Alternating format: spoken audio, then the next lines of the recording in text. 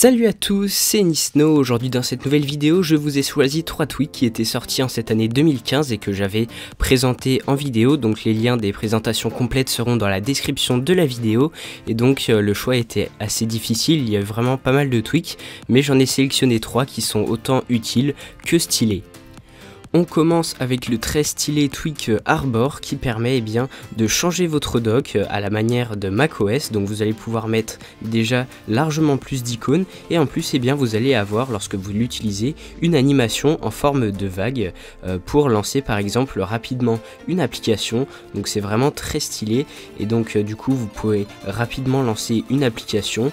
On n'est pas obligé de faire défiler, on peut par exemple directement cliquer sur l'application en question et dans les réglages, mais ça vous pourrez le voir dans ma vidéo complète qui sera dans la description, vous avez énormément de choses à customiser par rapport à l'animation. Home, donc celui-ci est un petit peu plus dur à expliquer simplement en filmant l'écran. En fait, à partir de l'iPhone 5S, vous le savez, il y a le Touch ID. Grâce à ça, vous n'avez plus besoin d'utiliser la touche Home pour accéder aux multitâches ou à simplement retourner à la page d'accueil. Vous allez avoir simplement à toucher l'anneau argenté sur le bouton Home. Donc plus besoin d'enfoncer le bouton, juste vous passez votre doigt. Et donc si vous restez longtemps appuyé, vous pouvez par exemple comme moi choisir d'ouvrir le multitâche. Si j'appuie 2 fois, j'ai le Reachability.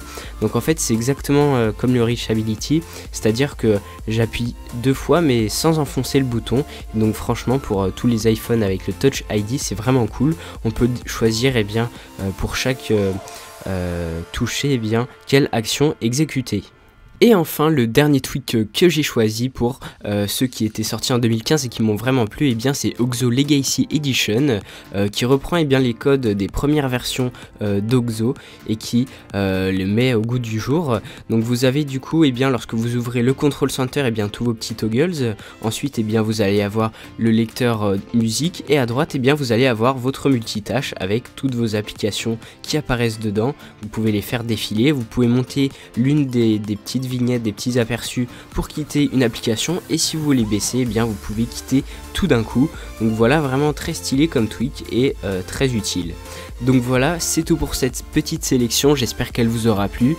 N'hésitez pas à mettre un petit j'aime, un petit commentaire et moi je vous dis à très bientôt pour une prochaine vidéo.